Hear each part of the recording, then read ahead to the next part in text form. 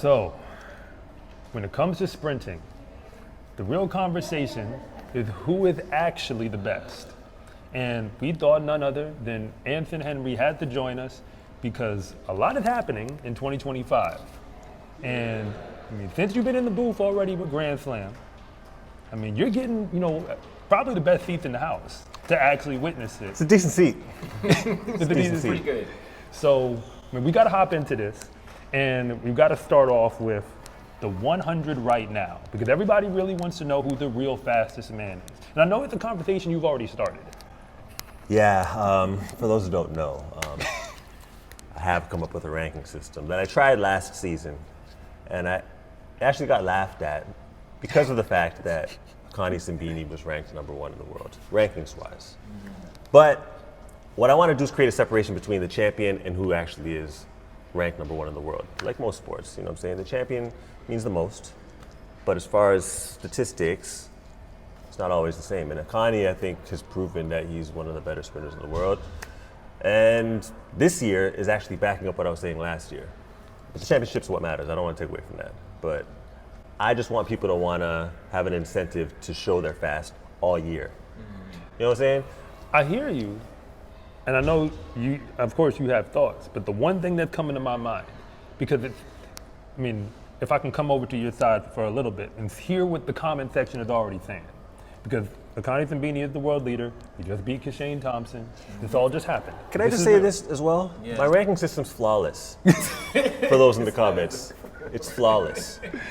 Continue, please. But see, my thought is, okay, because I come from the basketball world, people may not like stats, but they only don't like them when they don't like the results that the stats are giving them. Right. Yeah. Player efficiency rating is an NBA stat. You ain't gotta like it, but the facts are the facts. Who do you think led the league in PER more than anyone else in NBA history? History? It's a simple answer. Don't think too much. People wear his sneakers all the time. It's LeBron? Michael Jordan is number one, okay, man. okay, Come yeah, on. yeah, It's yeah. not that hard. I don't know how far back you were going. No, No, of period. course. Come on, of course. But the thing is, people don't like the stat till they hear that part. And it's like, so don't tell me that PER is not a legit ranking. Of course. Because guess who's number 2 in history? It's LeBron. Okay. So when we say Jordan is 1 and LeBron is 2, the data backs it up. Right. But see, now that LeBron hasn't been leading the league in PR over the last few years, and people say he's not the best player anymore, and they're like, Right. what do you mean he's the best player? He was at one point, and he Right. had a stretch, and historically he will go down on that one stat, Jordan, then him. Right. But right now, other people are putting out better numbers. Right. So you're saying right now, Yeah. Akani is giving us a number. And another thing, the only thing that kept Kishane and Noah from being 1 and 2 is they didn't have enough. They didn't have races. enough stats for the entire year, Exactly. right? Consistently On across the board. average, they would have been, Noah would have been 1, Kishane would have been number 2. So if they just ran a couple more races, Then they would have. they would have been eligible for ranking. They only had 1 race for ranking, which I don't like. I don't like how the big dogs only want to run once or twice maybe, leading into a championship. They have the luxury of preparing for a championship. Really, you got to get in the mix. These guys are actually running and putting on the show. Well, the thing is, and this is the conversation, Akani is a good example where, sure, he's ranked number 1 for the season, but he doesn't have the hardware.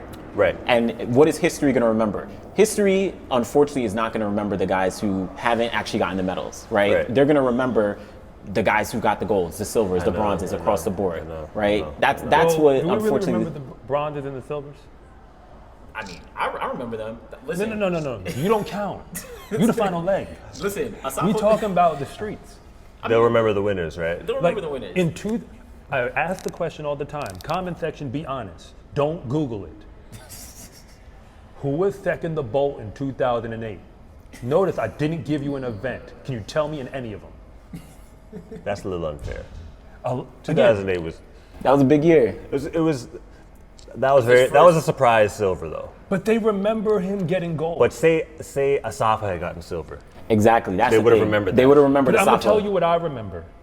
Richard Thompson, by the way. Yeah, it was Richard Thompson. Richard Thompson and He Sean just Crawford came out in the of 200. LSU. Just came out of college. Yeah. But here's the thing. When you watch the footage, I see Bolt. I see the chest. I see the gold on the shoes. And then I just see a wave of men. No, but you would have remembered if it There was was a someone like man Asafa wearing though. red, don't get me wrong. If Like, it I was someone saw like him Asafa, that- you would have remembered. I mean, You would have You 100%. would've Most remembered. people would because he You had think been most established people at that would? point. Exactly. Yeah. It's just like if Not when he's in a wave of men. if Akani that are all- Simbine it was all in the field. if Akani Let's be Simbine goes on to win a medal at these World Championships, he'll be remembered, despite him not winning a single individual medal at this point. But because You he's mean if he established, gets a bronze? if he gets a Yeah. silver or bronze, yeah, because he's established his career. Remembered by the trackety track folk? I think he'll be remembered by Okay, more people. so this is okay, and I do agree, but this is why I'm trying to make the fastest man in the world a thing, right? It's kind of like the Ballon d'Or or MVP. You didn't necessarily win a championship, but you did actually win something that means something. If you are the fastest man in the world, it's not only because you won the championship. If you're the fastest man in the world, you've done a lot of things throughout the entire season that made you that. So if that was a thing, he wouldn't be the champion, but he'd walk away with whatever you want to call it. Yeah, that's another title, yeah. What's your argument? Would you say that see, would you have to?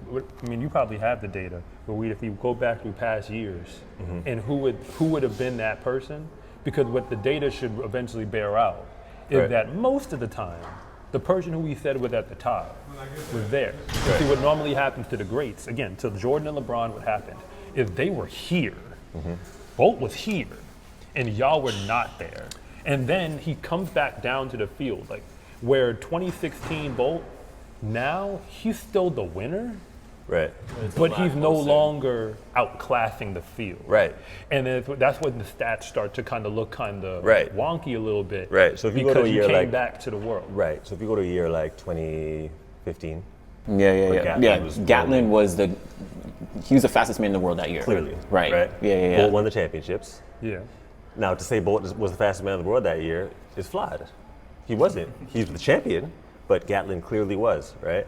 Now, you go to a year like, 09, where Bolt was really, really killing. He really separated himself. But I think that the years where it's kind of iffy, there needs to be some sort of way to calculate who actually was the fastest man in the world, aside from just the championship. That's all I'm trying to create here. Well, let's go from there and go here. Who you taking right now? Everything we know to be true. Right. When we get to September, Akani Simbine, Noah Lyles, who are you taking? The world leader and the Olympic and world champion in the last 2 years. When we get to September, where are you putting the money? When we get to September, I would take Noah. Okay. Okay. But I believe there needs to be pressure on Noah to compete more earlier in the season. And I think there needs to be more. There needs to be more that he's doing to claim to be the fastest man in the world, as opposed to just winning one race. That's why the sport is flawed right now. Because as a viewer, if I know these races don't mean anything, then why am I watching? The championship is what decides the title. Well, you So already know okay, my I'll thoughts. skip over all this, and I'll just see when the title is defined. Well, you know what I'm already saying? know my thoughts on this and how we change it. Yeah. But I mean, that's a conversation for another day. Yeah. But that said, you said it yourself, Noah, Akani, you taking Noah right now. So now I'm gonna ask you, both of y'all. We just saw the race in Shanghai. It was close. So in September, who are you taking? Akani, Kishane. Okay, so yes, Akani Kishane? between Akani Based and from Simbine, what we just saw I'm to taking where we'll be in September. I'm taking Kishane, right? Okay. But it's to the point of the flaw where I know that Kishane is just not going to be running as frequently as Akani. His sole focus, everyone's focus is the world champs, but Kishane specifically is going to be very focused on champs because he knows he gets injured. He knows that he cannot race as frequently. He's Right. going to leave that to Akani. He's going to leave that to Omanyala. Right. Because his goal is to get on the podium once again based Right. on how he works. But that is to the case of the flaw in the system. And it's even where I think an MVP makes sense. Last year, Noah Lyles won the gold medal at the Olympics. Kishane Thompson had the world lead in the 100 meters. Akani Simbine, on average, did the best throughout the season. Right. So we're looking at almost like 3 different things Right. that were achieved throughout 2024 at least. Right. And that's something that should be distinctly awarded in some way. Right. Should be recognized in some way. But that's the nature of our sport, unfortunately. Right now. So where did that put Fred Curley since he was third? Fred on my rankings was 5th, I believe.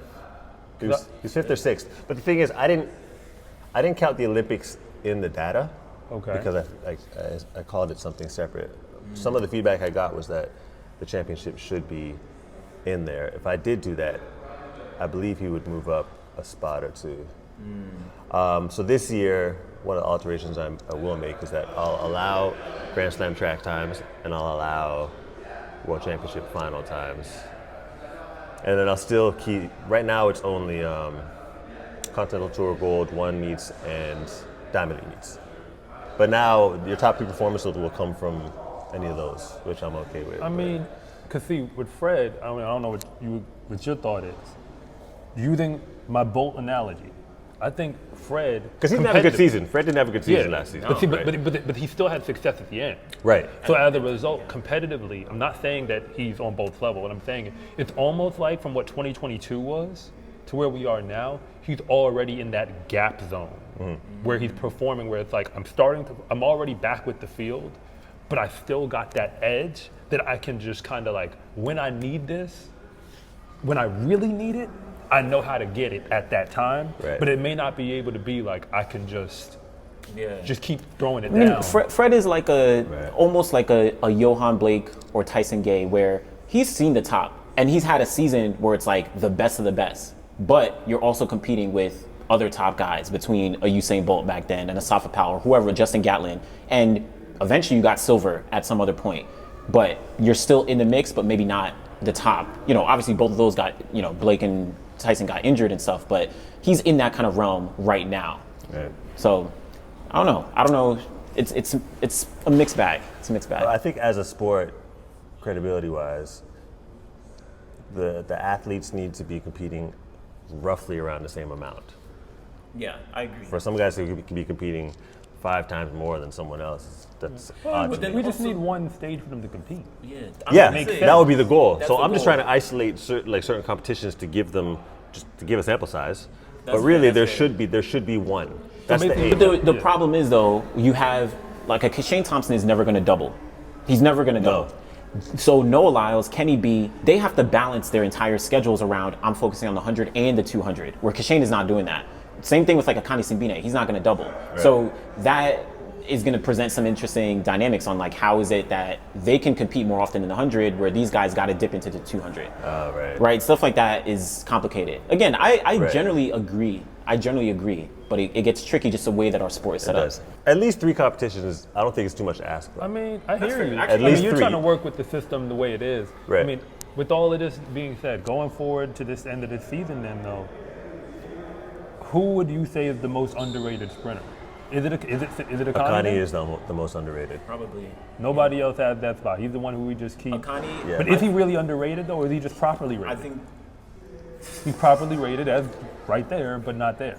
I would say underrated in the sense that he could actually truly spoil the party. Like if he gets on the podium, people will be like, sure, we expected it, but like, whoa, he got on the podium.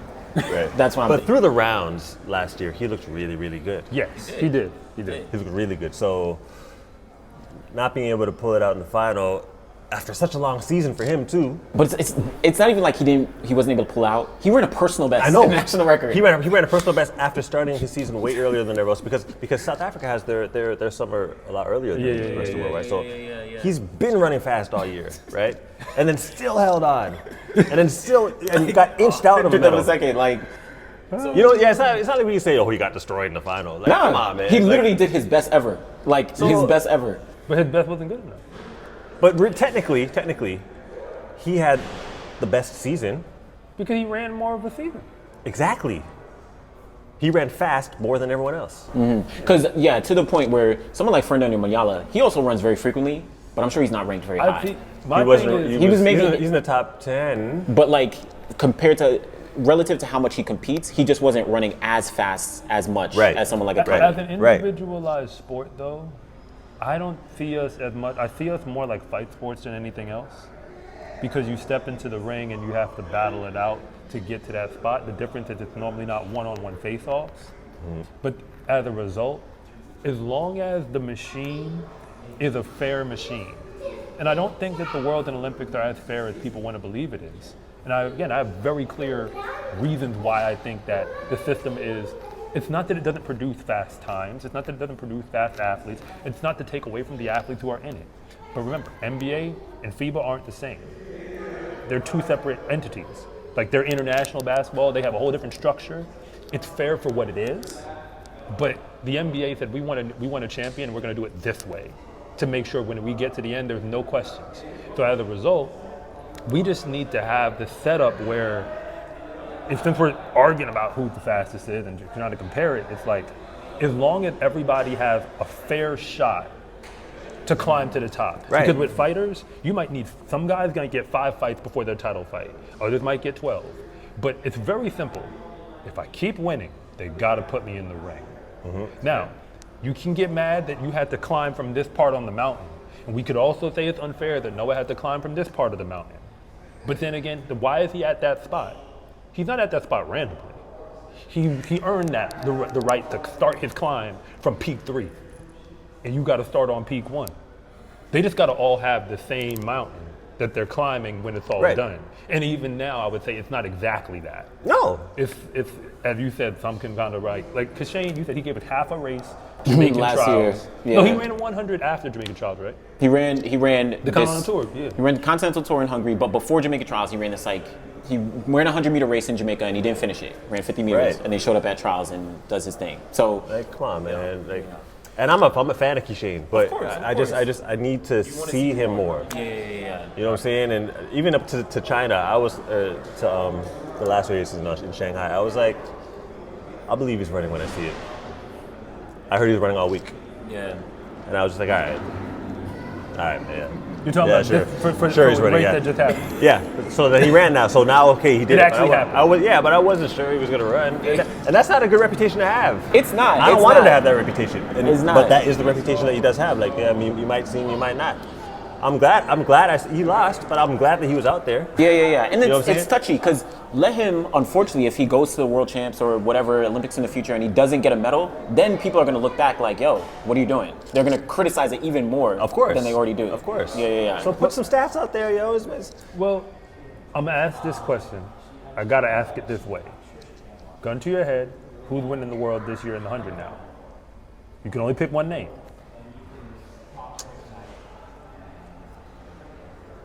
Remember, the gun to your head, you only got a few seconds before you gotta get this done.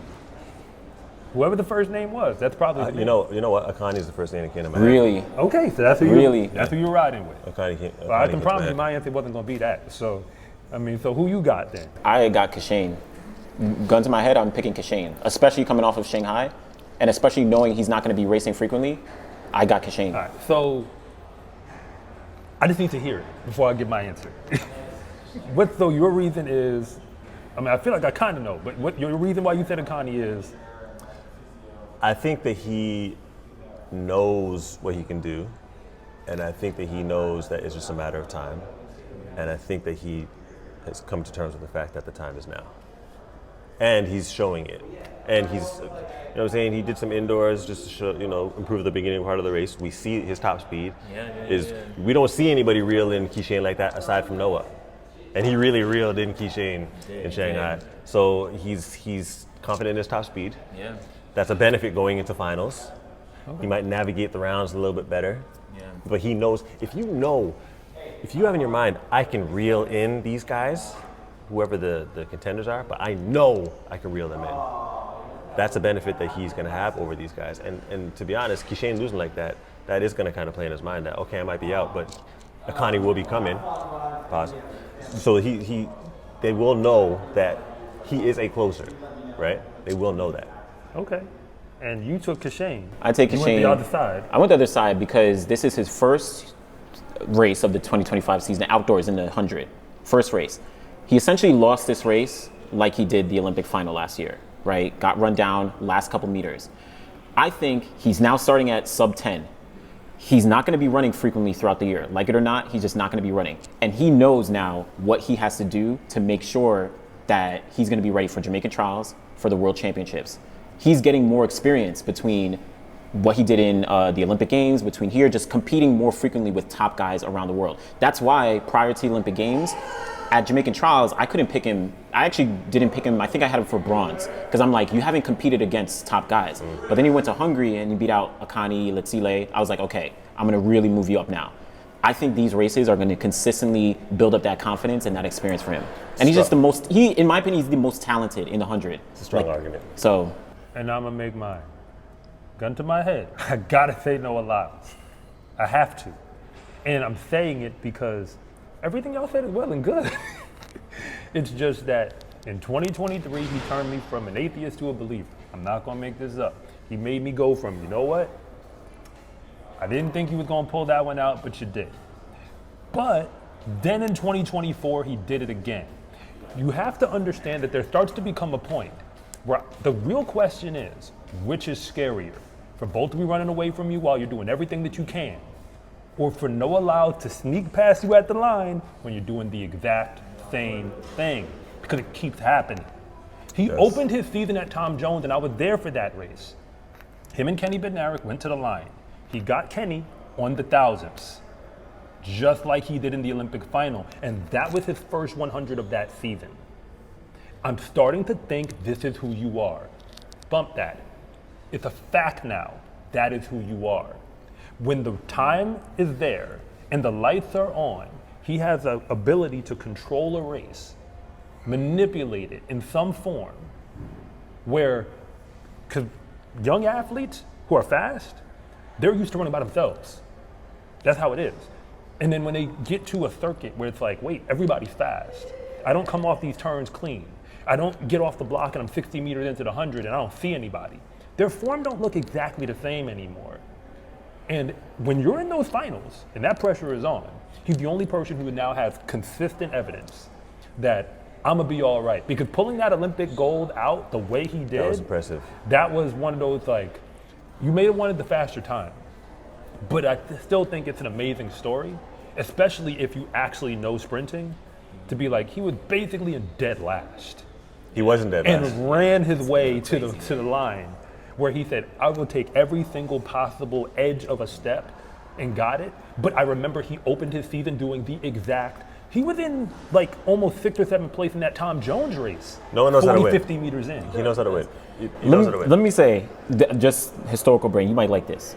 But as you were saying, he won 2023, 2024. It's reminded me of a guy named Donovan Bailey. 1995, he won 100-meter gold. Came back, 1996, he won 100-meter Olympic gold. Broke the world record. 1997, he was maybe kind of the favorite going into those worlds. Lost to a man named Maurice Green. Now, I'm not saying that's going to happen for Noah, but I don't know if one of these guys, like an Akani, like a Kishane, like an Oblique, somebody could take this title from him. But You're a winner till you lose. But let's have fun. But let's have fun with this, because I hear your argument. I think there's a hole in it. The hole in it that I start to see is, you said lost to Maurice Green. What did Maurice Green go on to do? Right. 97 to 01. He dominated. It was him, right? It was him. Now, do you really think that there's anybody in the pile right now who the next 4 years is them? Well, no. All I'm saying, I don't know. Who knows? I don't think the next 4 years is going to Akani or Kishane. But I don't know if. No, it's not that kind of time right now. No one's really separated themselves at this stage. But even with Donovan wasn't dominating for those 2 years. That's true. He wasn't like the best guy in the world. Championship performer. He was a championship guy. That's fair. That's fair. So that's why taking the throne from him wouldn't necessarily be similar. Not to the same thing. That's fair. That's fair. That's you know fair. What I'm saying? Yeah. But yeah, huge Donovan fan, obviously. But championship performer. But that's why there needs to be a separation. That's a perfect example of this person knows how to win championships, and this person is just faster than everyone else, right? My name is Anderson from The Final Leg. And I'm Coach Rob from SCA Track and Field. And thank you for watching this segment from The Finish Line. If you want to know what's really going on at the high school and college level, be sure to subscribe to Coach Rob Track and Field. And if you want more content on the best track and field athletes in the world, be sure to subscribe to The Final Leg.